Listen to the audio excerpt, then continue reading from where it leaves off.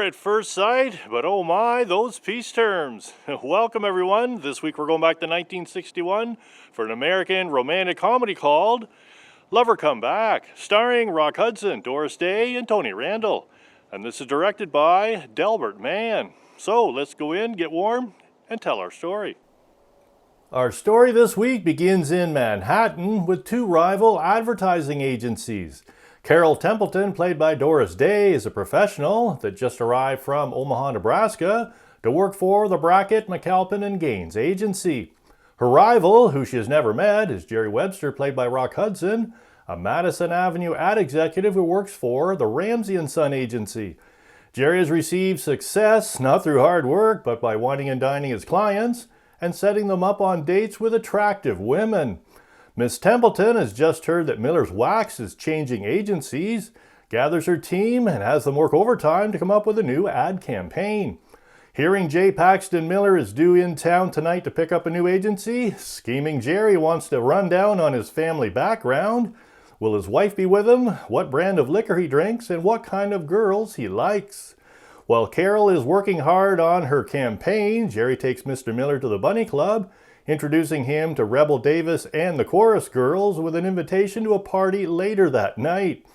The party goes over well as Carol Templeton soon finds out. Yes, arriving at Miller's hotel suite to go over her campaign, she finds out J. Paxton Miller has just signed with Ramsey & Son. Discussing the outcome with her boss, Carol is disgusted by Jerry's unethical tactics and reports him to the ad council. Jerry and his boss, Peter Ramsey, played by Tony Randall, upset, calls Miss Templeton to tell her to keep her big fat nose out of his business. A furious Carol tells Bunny Rebel Davis that there never was going to be a Miller Wax girl. Rebel now wants to go to the ad council as well. To calm her down, Jerry offers Rebel a job in commercials as the new VIP girl, a product that doesn't exist. Next, Rebel smooths over the ad council. An unknown Ramsey starts an ad saturation campaign, and Jerry, well, he hires Dr. Linus Tyler to work his chemistry and come up with a new product in a big hurry. So, is there a huge demand for a product that doesn't exist? Does Carol mistake Jerry for scientist Linus Tyler and want to grab the account? Or does the new VIP product turn the whole story upside down? You can only imagine. Released December 20th, 1961, this is the second time Doris Day and Rock Hudson worked together, the other being Pillow Talk in 1959 and Send Me No Flowers in 1964. This film received 5 nominations and 2 wins, a 1962 Golden Laurel win for Top Comedy, and a 1962 Golden Laurel win for Top Female Comedy Performance for Doris Day. A 91% rating from the film critic Rotten Tomatoes makes such claims as, "The laughs are not only plentiful but also clever. The 3 Pillow Talk people have done it again with a rollicking comedy," and "Personally, my favorite Doris Rock Tony vehicle." Yes, it is one of mine. I did a review on Pillow Talk from 1959 on my channel as well. Please click the link, and I'll add the link to Come September from 1961, another great comedy starring Rock Hudson and Gina Lollobrigida. And our trivia question this week: was there a contest held as a promotional strategy for our film?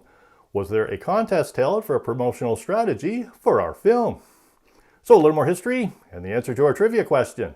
That's next.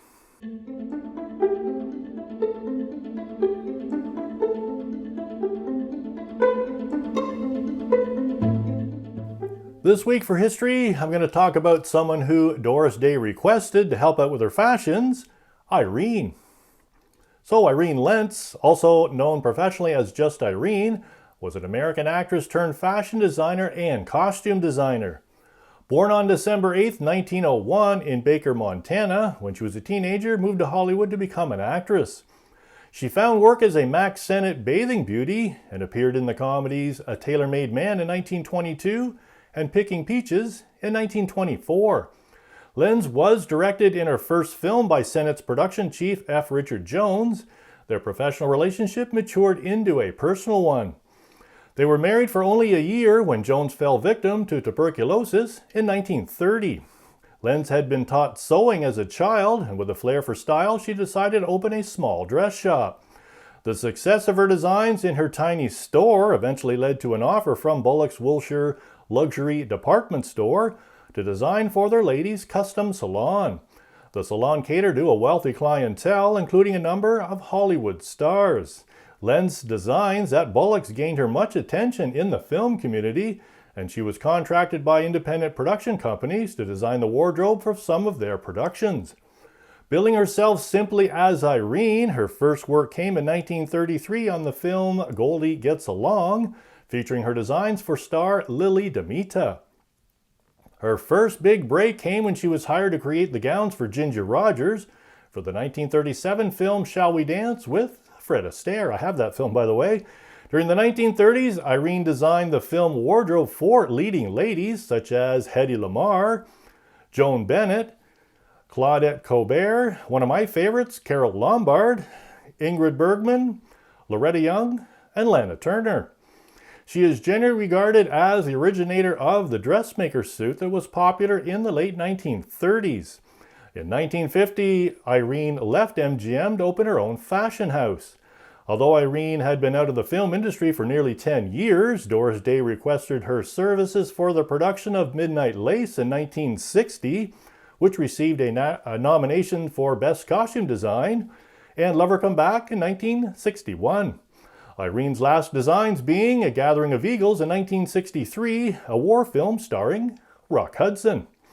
In 2005, Irene was inducted into the Costume Designer Guild's Hall of Fame. Amazing. And the answer to our trivia question this week: was there a contest held as a promotional strategy for our film? Yes, the team behind Lover Come Back put out a call to find a local VIP girl as one of their promotion strategies. Universal's National VIP Girl Contest was able to tie in with a TV station, ABC's Channel 10 Miami.